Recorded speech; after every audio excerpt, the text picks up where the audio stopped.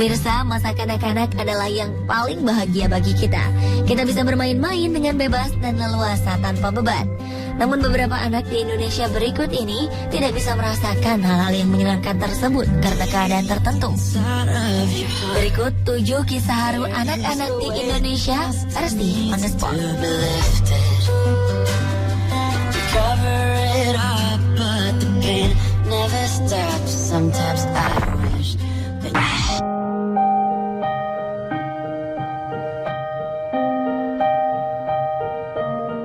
Usianya boleh masih sangat muda, yaitu sekitar 8 tahun.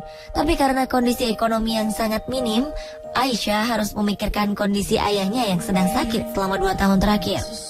Anak-anak di usia Aisyah seharusnya sudah duduk di bangku sekolah dasar. Namun Aisyah sama sekali tidak memikirkan hal itu. Aisyah harus melewatkan kesehariannya dengan mengurus ayahnya yang terbaring lemah di beca. Mulai dari memandikan hingga memberi makan. Ayah dan anak ini terpaksa menjadi gelandangan sejak ayah Aisyah menderita penyakit paru-paru akut, sehingga tidak bisa lagi mencari nafkah. Sementara sang ibu telah berpisah dengan ayahnya beberapa tahun sebelumnya. Hebatnya, mereka tidak pernah meminta-minta, namun kadang ada saja yang menaruh belas kasihan dan memberi mereka sedikit uang untuk bekal hidup. Dengan tubuhnya yang kecil, Aisyah mendorong beca ayahnya tak tentu arah. Mereka sering mampir di emperan Masjid Raya di Jalan Sisingamangaraja, Medan, Sumatera Utara.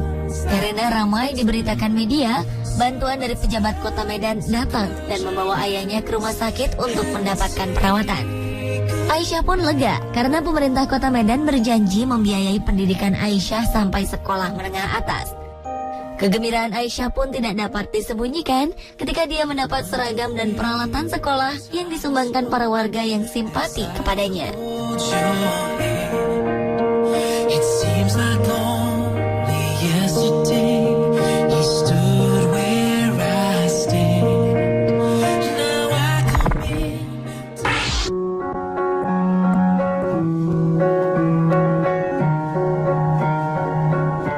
Selanjutnya, memiliki 7 saudara dengan keadaan ekonomi keluarga yang pas-pasan memaksa Sony untuk rela berhenti sekolah.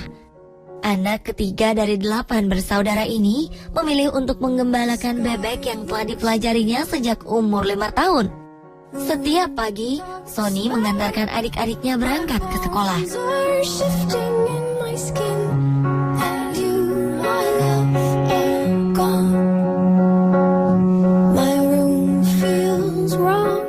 Setelah itu, Sony pun memulai pekerjaannya menggembalakan bebek. Bebek-bebek yang menjadi tanggung jawabnya ini harus selalu terjaga agar tidak tercerai-berai dan hilang. Dia menggiring kawanan bebek tersebut ke sawah bekas panen untuk mencari makanan, dan harus menjaga agar bebek-bebek ini tidak merusak sawah yang harus ditanami padi. Selepas menggembala bebek, Sony memanfaatkan waktunya untuk mengumpulkan tutut atau keong sawah yang banyak hidup di tengah lumpur. Keong ini akan dia jual untuk menambah penghasilannya.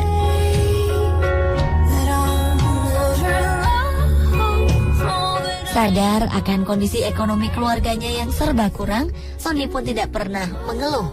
Sehabis bekerja, dia menyempatkan diri memijat-mijat ayahnya yang sudah sakit-sakitan. Selain Sony, kedua kakaknya pun sudah bekerja sebagai buruh pabrik. Namun penghasilan mereka tetap saja tidak cukup untuk memenuhi kebutuhan keluarga ini.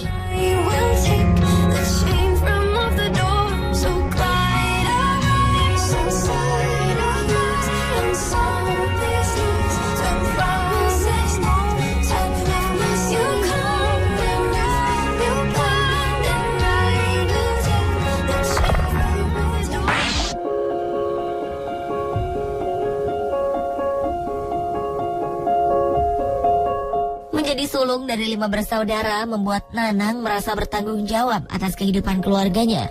Ayah yang seharusnya menjadi kepala keluarga dan teladan baginya malah tidak pernah memberi nafkah.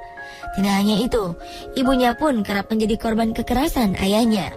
Keadaan inilah yang membuat Nanang bertekad menjaga ibu dan adik-adiknya dan membawa mereka keluar dari lingkaran kemiskinan. Setelah selesai memandikan adik-adiknya dan membantu ibu mengurus rumah, Nanang pergi mencari rebung di tepi hutan. Tidak mudah mendapatkan rebung-rebung itu. Nanang harus jeli memilih tunas rebung yang enak dimakan.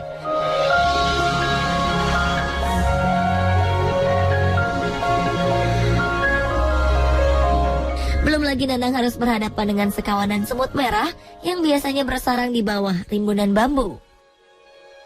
Ketika rebung terkumpul, Nanang langsung mengupas rebung-rebung itu di hutan agar bulu-bulu gatal pada rebung terlepas dan tidak melukai kulit adik-adiknya.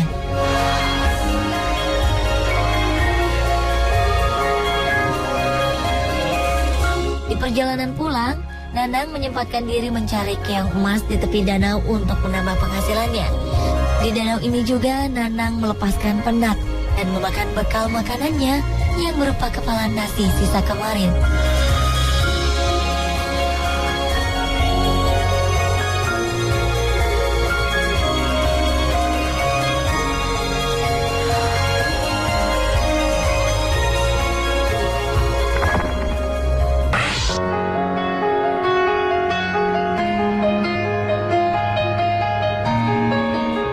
Waktu senggang bagi anak-anak biasanya dihabiskan untuk bermain dengan teman-temannya. Namun tidak bagi gadis kecil bernama Wina ini. Wina harus menjauhkan diri dari kesenangan itu. Himpitan ekonomi yang menimpa keluarganya memaksa Wina harus mencari uang tambahan agar tetap bisa bersekolah. Sepulang sekolah, Wina harus menyelesaikan semua pekerjaannya dan tugas sekolah sebelum malam tiba. Rumah gubuknya tidak memiliki listrik, dan mereka hanya memiliki sebuah lampu damar untuk menerangi rumahnya di malam hari. Seperti mengejar waktu, Wina mulai mengerjakan tugas sekolah, membereskan rumah, dan membuat sapu lidi hingga matahari terbenam. Selain itu, Wina juga harus berkeliling menjajakan sapu lidi yang harganya Rp3.000 dengan perut kosong. Uang yang terbatas membuat Wina dan keluarganya sering harus melalui hari tanpa mengisi perut dengan makanan yang cukup.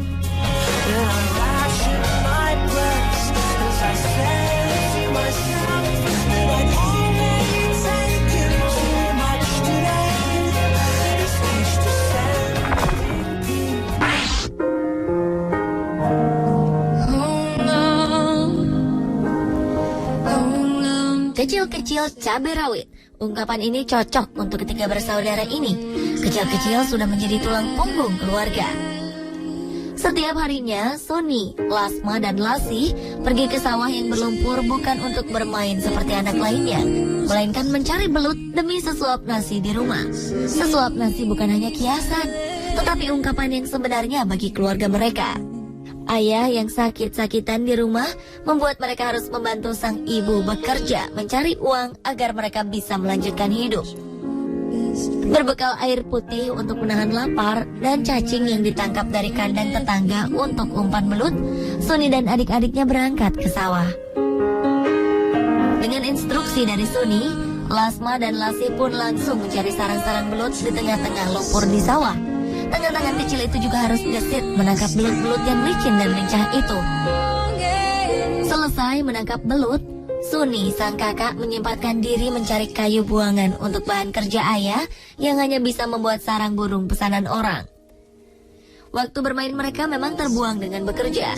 Namun Suni, Lasma, dan Lasih tetap bahagia menjalani hidupnya.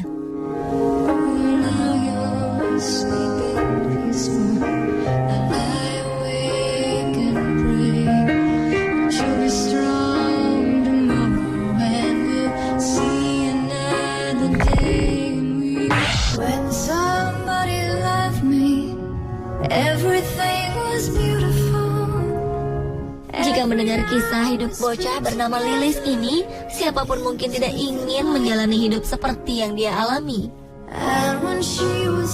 Namun Lilis dengan tabah dan tersenyum mengerjakan semua yang dia bisa kerjakan, termasuk ikut merawat ayahnya di rumah sakit. Lilis terlahir dengan tubuh normal dan sempurna. Namun di usianya yang baru menginjak 1 tahun, Lilis mengalami demam tinggi. Ketika itu juga, sang ibu harus berpulang ke Yang Maha Kuasa. Kurangnya biaya hidup membuat Lilis tidak bisa mendapat pengobatan yang bisa menyembuhkan demamnya. Lilis pun akhirnya sembuh dengan sendirinya. Namun dia menderita lumpuh dan bisu. Dengan keadaan seperti ini, Lilis hanya bisa bergantung kepada nenek yang merawatnya setiap hari.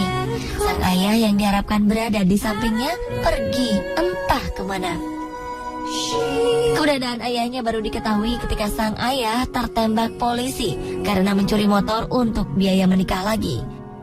Mendengar ayahnya terbaring di rumah sakit, Lilis yang tidak menyimpan dendam itu langsung menawarkan diri untuk ikut merawat ayahnya di rumah sakit.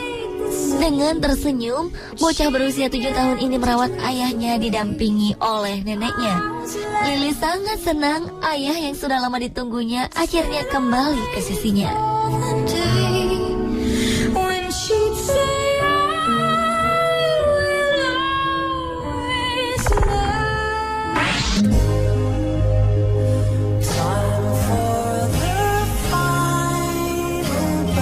Jika memiliki niat untuk berusaha, apapun bisa dikerjakan untuk menyambung hidup. Mungkin inilah yang ada di benak Adriani ketika memutuskan untuk bekerja di pabrik pembuat meja untuk membaca Al-Quran. Di pabrik ini dialah satu-satunya anak perempuan yang menjadi pekerjanya. Lainnya adalah laki-laki. Meskipun perempuan, Adriani tetap mengerjakan apa yang dilakukan oleh rekan-rekan kerjanya, seperti mengamplas kayu jati berukir, memoles, dan membelitur hingga meja siap pakai. Pekerjaan ini memang bukan hal yang mudah dikerjakan. Ketika pertama kali mengerjakannya, Adriani sering mendapat komplain dari atasannya. Namun dengan usaha yang gigih selama 2 tahun, hasil kerjanya pun sudah bisa memuaskan pemilik usaha.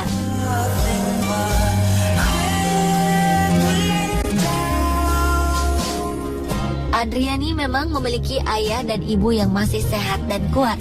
Mereka juga masih bekerja. Sang ibu pembuat tempe gembus untuk dijual ke pasar, sementara sang ayah bekerja di pabrik pembuat tahu. Namun Adriani memiliki cita-cita untuk menjadi guru. Inilah yang membuat dia gigih bekerja agar bisa membantu orang tuanya membiayai sekolahnya dan sekolah kedua adiknya.